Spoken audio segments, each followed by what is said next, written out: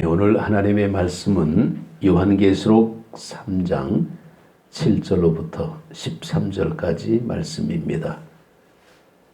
요한계시록 3장 7절부터 13절까지 우리 말씀을 같이 읽겠습니다.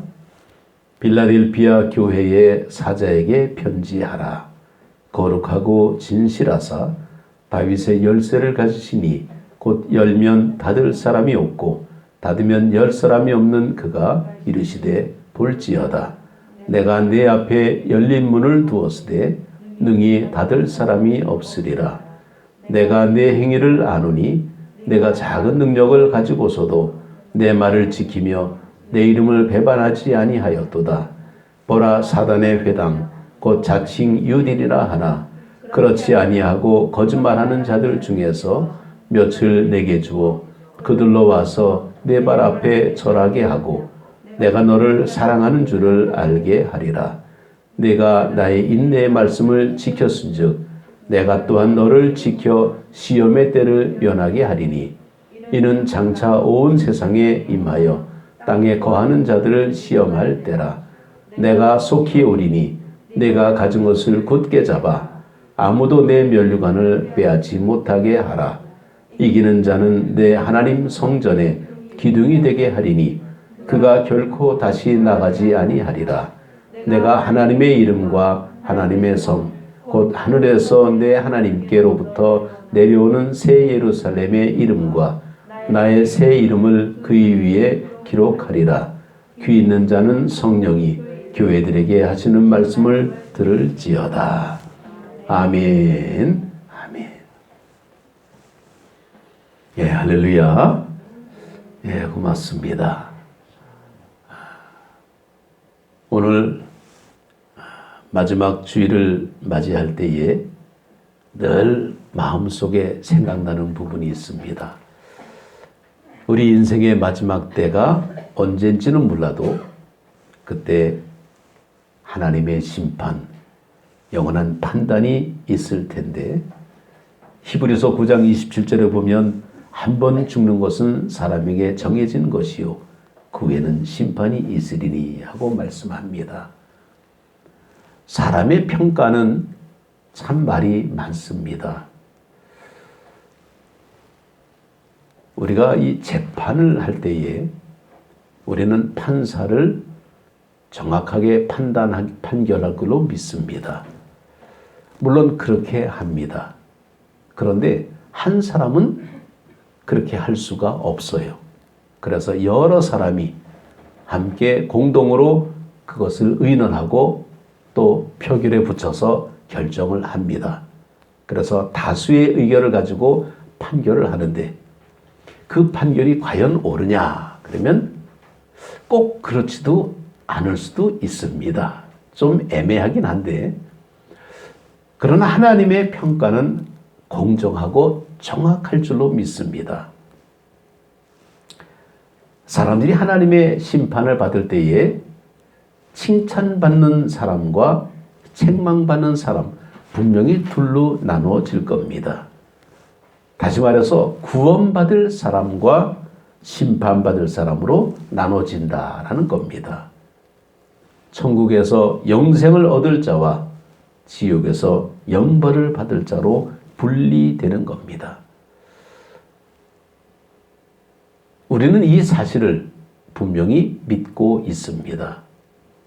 혹은 죽어봐야 알겠지라고 생각하겠지만은 그러나 그때 가서 후회할 일을 우리는 하지는 않을 것입니다. 선하신 하나님께서 정말 그렇게 판결하고 또 말씀을 통해서 우리에게 심판이 있다라고 분명히 말씀하실 때에는 우리는 그 말씀을 믿기 때문에 우리는 그렇게 판결을 받을 것이다. 그런데 중요한 사실은 우리가 그런 판결을 받기 전에 하나님께서는 성령님의 감동으로 성경을 우리에게 주셔서 그 성경 속에서 하나님의 칭찬을 받을 만한 방법을 미리 알려주고 있습니다. 그래서 예수님은 하나님의 마음을 기쁘게 하기는 그런 지혜를 비유나 여러 가지 가르침을 통해서 우리에게 가르쳐주고 있습니다. 우리가 성경을 보는 이유는 바로 그런 하나님 앞에 다가설 때에 칭찬받을 그런 모습으로 잘 배워야 될 텐데 어떻게 하면 우리가 상급을 누리는 그런 삶을 살 수 있을까? 우리가 읽은 이 요한계시록의 마지막 때 하나님의 교회와 성도들은 어떻게 살아야 할까? 소아시아의 7교회를 통해서 말씀하고 있는데 이 7교회는 7개의 교회라기보다는 우리가 살아가는 이 세상의 교회를 말씀하고 있습니다. 자, 제가 지도를 잠깐 준비를 했는데 이 지도를 보게 되면 우리가 빌라델피아 교회가 어디 있는가라는 것을 볼 수 있습니다. 이 전체를 아나톨리아, 요즘은 그 이 아나톨리아라는 말을 하지 않고 터키라고 이렇게 많이 하죠. 이 아나톨리아, 터키. 이 지역의 빌라델피아, 그 교회에 대한 말씀을 우리가 준비하고 있습니다. 7개의 교회가 있는데 그 중에 어떤 교회는 정말 칭찬도 받지만은 책망도 받는 그런 교회도 있죠.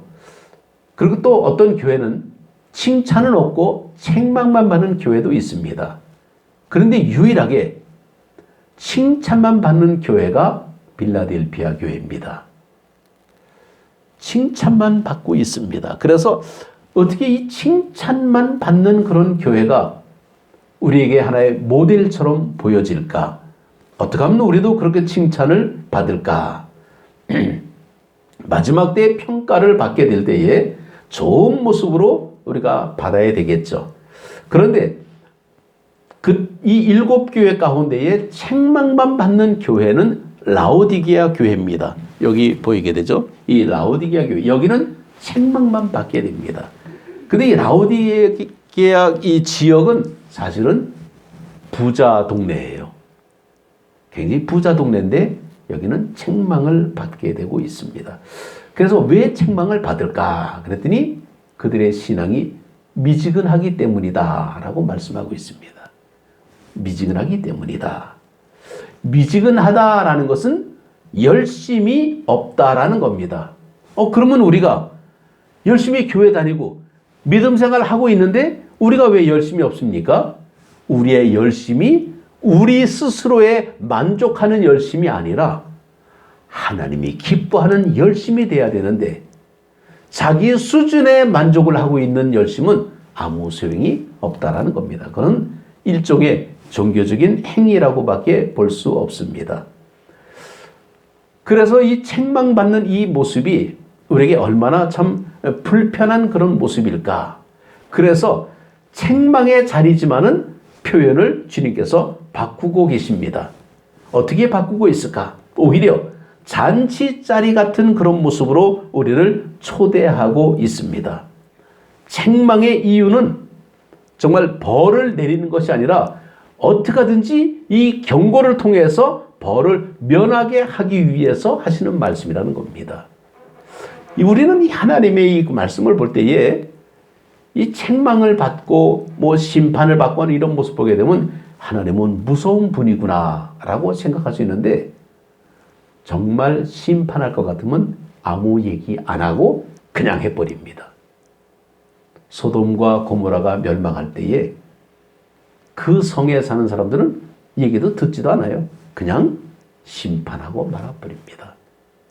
우리가 그냥 재미나는 얘기로 이 지나가다 보게 되면 이 개들이 이렇게 짖는 교회 있죠. 이 저 송월 주소 앞에 그 공업사 앞에 그 개가 한 마리 있는데 하여튼 지나갈 때마다 짖죠. 아주 큰 개입니다, 그건. 근데 짖는 개는 사나운 개가 아닙니다. 정말 사나운 개는요, 안 짖어요. 와서 그냥 물지. 이게 무서운 개입니다. 짖는 개는 겁쟁이에요. 내가 겁이 있다. 나는 당신을 겁낸다. 이런 게 짖는 모습으로 나온다는 겁니다. 도둑이 들어올 때에 내가 맨날 몇 시 몇 분에 내가 도둑질하러 간다. 예고하는 도둑 아무도 없습니다. 그 예고는 뭡니까? 그렇게 준비하라라고 알려주는 경고라는 거죠. 다시 말해서 하나님의 이 경고의 모습은 심판을 위한 것이 아니라 우리를 경각시키고 회개시키기 위해서 말씀해주고 있습니다. 그래서 여기 보게 되면 계시록 3장 20절에 보면 볼지어다 내가 문 밖에 서서 두드리노니 누구든지 내 음성을 듣고 문을 열면 내가 그에게로 들어가 그와 더불어 먹고 그는 나와 더불어 먹으리라. 주님께서 우리를 책망하는 자리가 아니라 부르시는 잔치로 부르시는 그런 모습으로 표현되고 있습니다. 누구든지 내 음성을 듣고 문을 열면 기회를 주신다는 거예요. 그렇지 않으면 사정없이 심판이 임할 텐데 문 밖에서 그냥 문을 왜 두드립니까? 두드릴 필요가 없죠. 근데 문을 두드린 이유는 문을 열라라는 하나님의 사랑의 음성이라는 겁니다. 정말 냉각돼 버린 이 정말 이 교제, 이 우리가 사람을 사귐을 가져도 그냥 어domdom하게 뭐라 그러나요? 좀 이렇게 형식적으로 사람을 대하는 사람들 있습니다. 뭐 어디 이제 다른 데 가게 되면 이렇게 사람을 대하긴 대하는데 그냥 사무적으로 대하고 막 그래요. 근데 그런 사람들을 보면 벌써 압니다. 별로 정이 안 가요. 그런데 굉장히 정감 있게 대해주는 사람이 있습니다. 누굴까요? 식구들이에요. 빈말하는 것처럼 지나가는데 그게 다 애정 있는 그런 모습이 드러나고 있습니다. 이게 식구들은 뭐라 그래도 다 정감이 있잖아요. 정말 우리의 어떤 그런 삶의 모습에서 하나님께서 심판의 말씀을 주신다라는 것은 이건 사랑의 언어라고 들어야 됩니다. 그래서 3장 21절에 보게 되면 이기는 그에게는 내가 내 보좌에 함께 앉게 하여 주기를 내가 이기고 아버지 보좌에 함께 앉은 것 같이 하리라. 이 시련의 때에, 이 어려움의 때에 극복하는 이에게는 하나님께서 내 보좌에 함께 앉게 해주겠다라는 겁니다. 우리는 그냥 자격이 상승되는 겁니다. 우리의 모습이 그냥 하나님 옆으로 다가간다는 거, 이거는 기가 막힌 하나님의 은혜가 아닐 수가 없습니다. 그 이유, 우리를 위해서 피를 흘려서 사랑해 주신 십자가의 사랑이 있기 때문에 우리를 그렇게 불러주시는 겁니다. 나와 함께 앉아라. 주님의 잔치상에 함께 앉는 그런 모습은 얼마나 우리에게 큰 위로가 될까라는 겁니다. 그래서 성령님이 요구하는 것은 바로 그 뜨거운 열심, 정말 열정을 가지고 주님을 사랑하는 그런 충성된 모습, 이걸 바라고 있습니다. 미지근한 신앙은 안 된다라는 겁니다. 그런데 우리가 금년 한 해 이렇게 지나올 때에 내 딴에는 열심히 있게 정말 믿음의 한 것 같은데 사실 내 스스로가 냉철하게 평가를 해보게 되면 역시 뜨뜻미지근한 모습이 있지 않았을까라는 것을 점검하게 됩니다. 이 빌라델피아 교회를 보면 여기는 왜 칭찬을 받았을까? 그러면 칭찬받는 이유가 있었을 겁니다. 그러면 그 빌라델피아 이 지역은 그럼 뭐 특별한 지역일까? 아니라는 겁니다. 빌라델피아라는 용어 자체에서 주는 의미를 찾을 때에 이 빌라델피아는 이 헬라어 가운데 필로스라는 말과 아델포스라는 말이 합성된 단어입니다. 이 필로스라는 단어는 사랑이라는 의미고 아델포스는 형제라는 의미입니다. 그러니까 두 단어를 합치게 되면 형제 사랑이 되는데 이게 바로 빌라델피아입니다. 이 빌라델피아, 요즘은 이 필라델피아라 그러지 않고 현재 이것을 알라쉐히르라 그럽니다. 알라쉐히르. 왜냐하면 이 지역은 이슬람 사람들이 점령한 지역입니다. 그래서 이 투르크족들, 이 알라를 믿는 이들이 이쪽 지역을 점령해 들어가면서 초토화시키고 지나가는데 빌라델피아 지역은 그렇게 하지 못했다라는 거예요. 그래서 이 빌라델피아 지역을 향해서는 이거는 바로 알라쉐히르, 신의 도시다, 이런 의미로 이름이 바뀌어졌습니다. 근데 신의 도시는 뭡니까? 알라의 도시라는 거예요. 그럼 왜 신의 도시가 됐을까? 왜 이 아나톨리아 지역, 이 터키 지역의 빌라델피아는 왜 이렇게 독특하게 이교도, 이슬람 사람들의 그 맹렬한 정말 그 침략과 또 아주 그 뭐라 그러나 그 배교, 기독교를 버리고 알라로 오게 되면 내가 너에게 많은 상을 주겠다, 뭐 이런 그 회유도 있고 여러 가지 모습이 있고 그래도 기독교를 믿는다면 내가 너희들을 죽이마 그러고 굉장한 핍박과 어떤 그런 그 폭행이 있었습니다. 그럼에도 불구하고 끝까지 개종하지 않고 버틴 지역이 빌라델피아입니다. 그래서 하나님께서는 이 빌라델피아 교회가 칭찬받는 이유를 우리에게 보여주고 있습니다. 그런 무시무시한 그런 지역에서 왜 칭찬받았을까? 저는 처음에 미국에도 빌라델피아가 있어요. 그리고 펜실베니아 주에 가게 되면 도시 이름이 빌라델피아입니다. 제가 아는 어느 사모님이 빌라델피아에서 살다가 이쪽으로 와갖고 나보고 뭐 어디서 사냐 그래서 저는 콜로라도에서 왔다 그랬습니다. 콜로라도 아시죠? 전라도를 콜로라도라고 합니다. 콜로라도, 전라도. 전 재밌게 그냥 그렇게 얘기했는데, 그랬더니 진짜 콜로라도에서 온 줄 알고, 자기는 빌라델피아에서 왔대. 그래서, 아니, 그게 아니라 사실은 전라남도에 있습니다. 그냥 그렇게 얘기했죠. 그런데 이 빌라델피아, 왜 이름이 이렇게 좋을까? 사실 사람이 많이 살지도 않아요. 한 1000여 명 정도가 살았답니다. 이 빌라델피아 지역에. 그리고 여기에는 지진이 많이 일어난 지역이라 그럽니다. 그렇기 때문에 상대적으로 사람도 많이 살지도 않지만은 지진이 자주 일어나다 보니까 사람들이 어떻게 무서움에 떨던 지역인데 오히려 그것이 더 하나님을 향한 신앙의 힘을 길러줬다라는 거예요. 우리가 왜 그렇잖아요. 그 무서운 일을 당하면 아이고 하나님 그러고 하나님을 찾잖아요.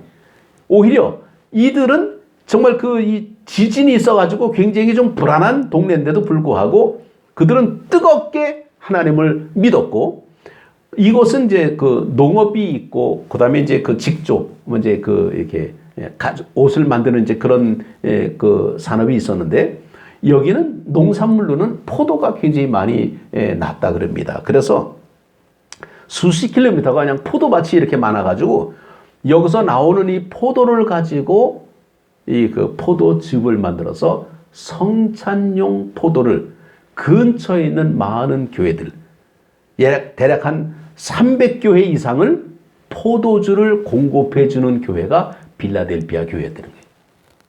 성찬용 포도주로 써라 그러면서 얼마나 귀한 모습입니까? 바로 그것이 뭘 의미하냐면 형제 사랑을 의미하고 있습니다. 빌라델피아, 필로스 플러스 아델포스. 이 교회가 이 지역이 정말 믿음으로 지킬 수 있는 가장 큰 이유는 형제 사랑이 있었습니다. 아무리 어렵고 힘들어도 교인들끼리 똘똘 뭉쳤다라는 거예요.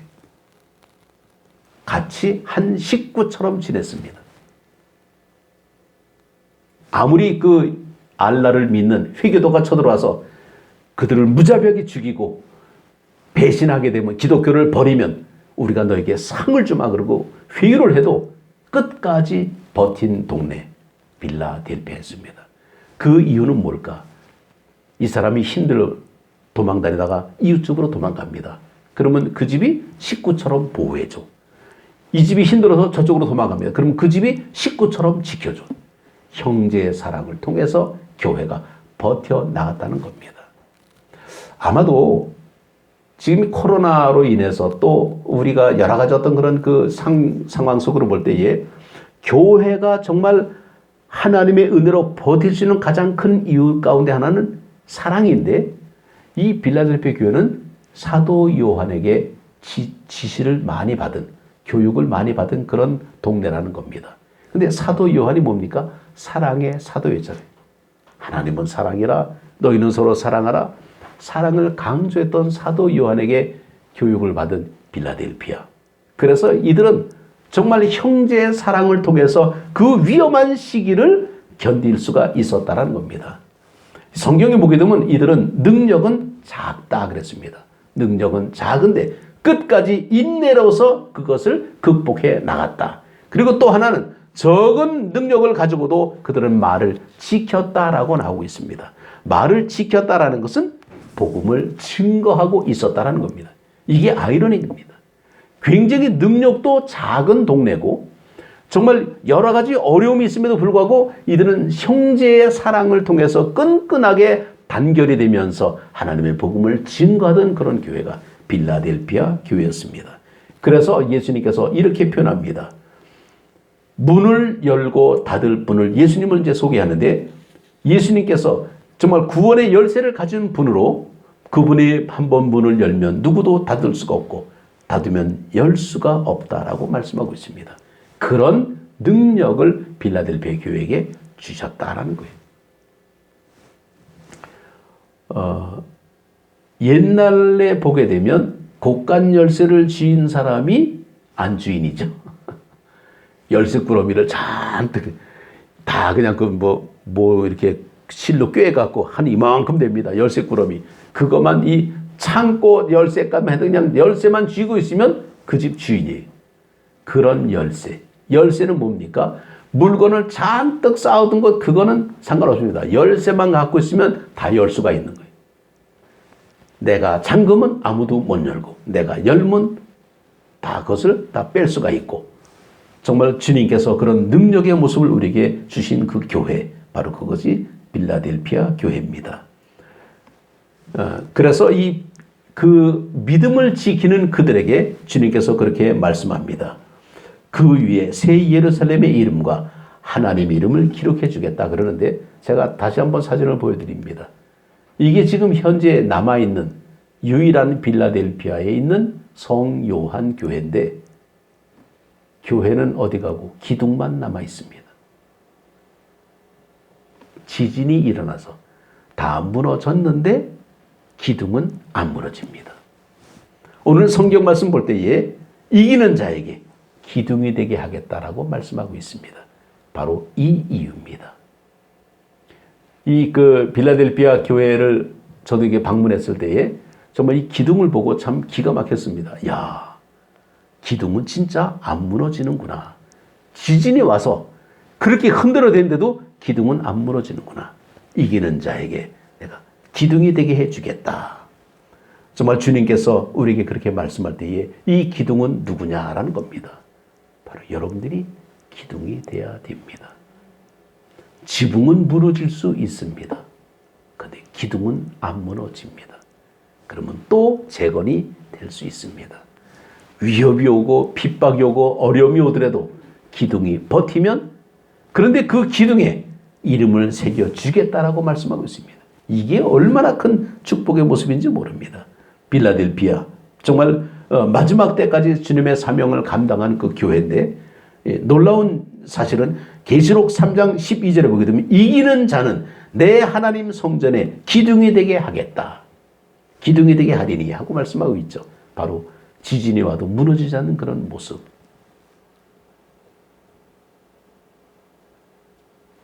아마 진도 6.0이 넘어가서 7.0 이상 되게 되면 아마 다 무너지겠죠. 그런데 어떻게 참 이 기둥은 남아있는지 참 신기할 모습이죠. 우리에게. 그래서 이 계시록의 말씀을 우리가 볼 때에, 야, 그렇구나. 이기는 자는 하나님의 성전에 기둥이 되게 하겠다. 솔로몬 성전에 기둥 2개가 있죠. 야긴과 보아스. 기둥은 안 무너집니다.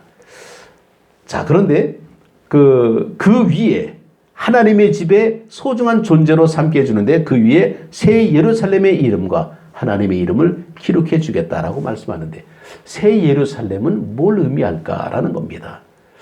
예루살렘은 땅에 있는 겁니다. 그죠? 그런데 새 예루살렘은 하늘에 있는 겁니다.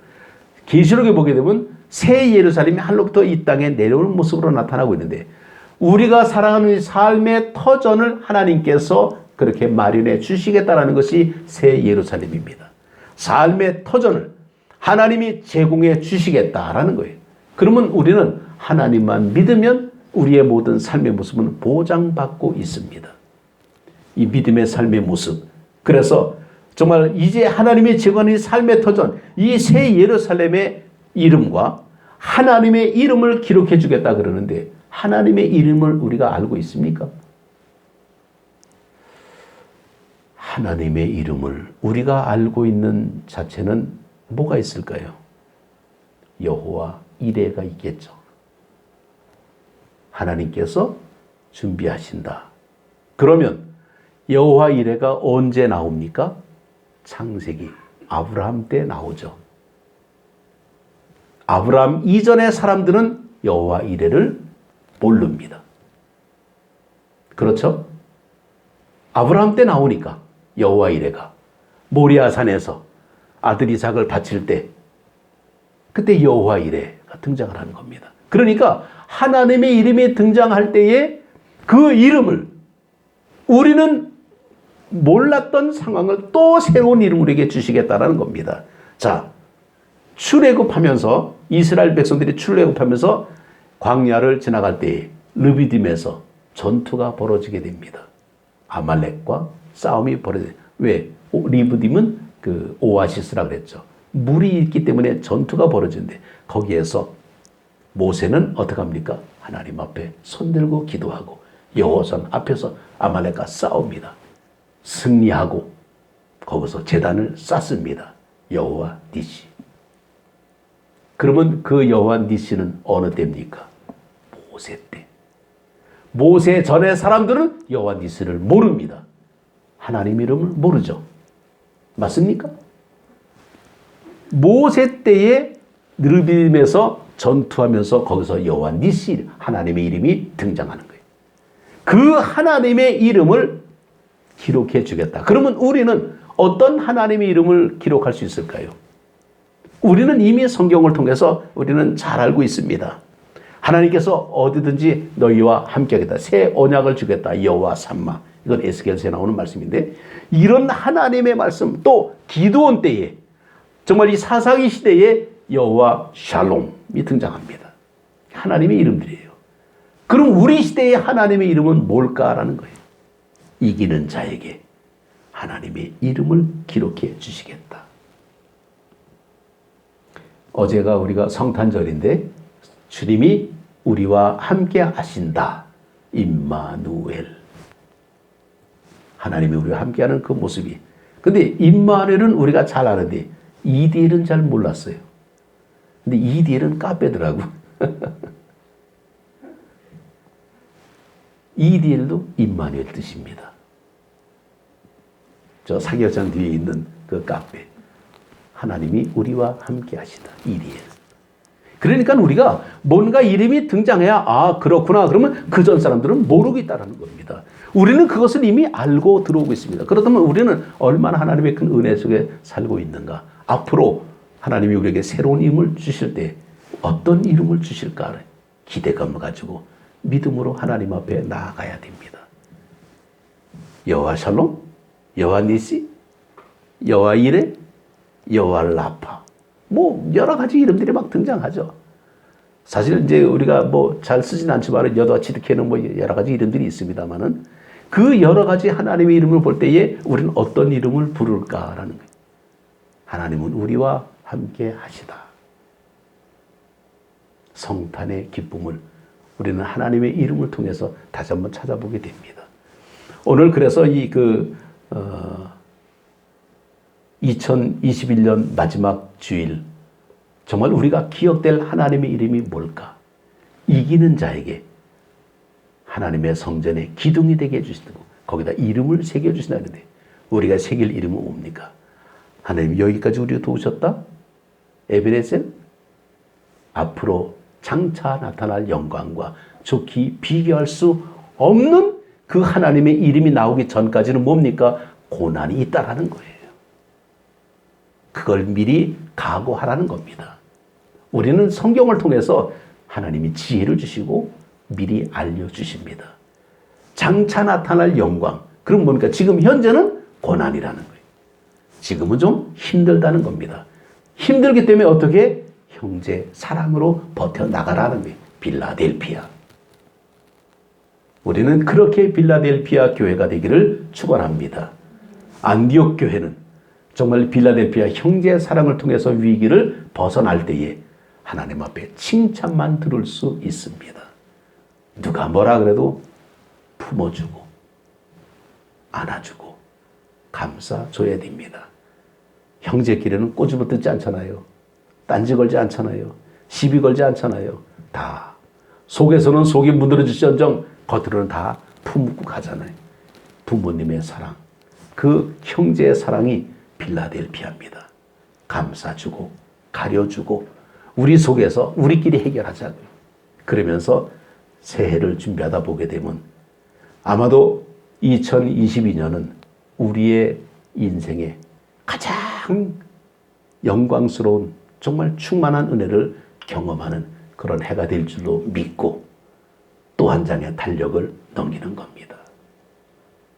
우리는 달력을 넘기지만은 해가 바뀌잖아요. 새로운 어떤 그런 각오와 결단을 가지고 새해를 준비하면서 마지막 때에 빌라델피아는 뭘 했는가? 적은 능력을 가지고도 인내하면서 잘 견뎠고 말을 지켰다. 하나님의 복음을 증거하고 있었다는 겁니다. 어렵고 힘들지만은 전도해야 됩니다. 믿음으로 감당해야 됩니다. 이제는 찾아오기를 기다리는 것이 아니라 찾아가야 됩니다. 그들과 함께 해줘야 되고 그들의 필요를 찾아줘야 되고 그래서 이제는 지역 속으로 찾아 들어가는 교회. 소금이 녹아져야 맛을 내는 것처럼 이제는 그렇게 가고 있습니다. 예전에는 정말 등경 위에 든다 그래가지고 주로 언덕, 산 이런 쪽에 교회가 많았어요. 우리나라 초창기가 그랬습니다.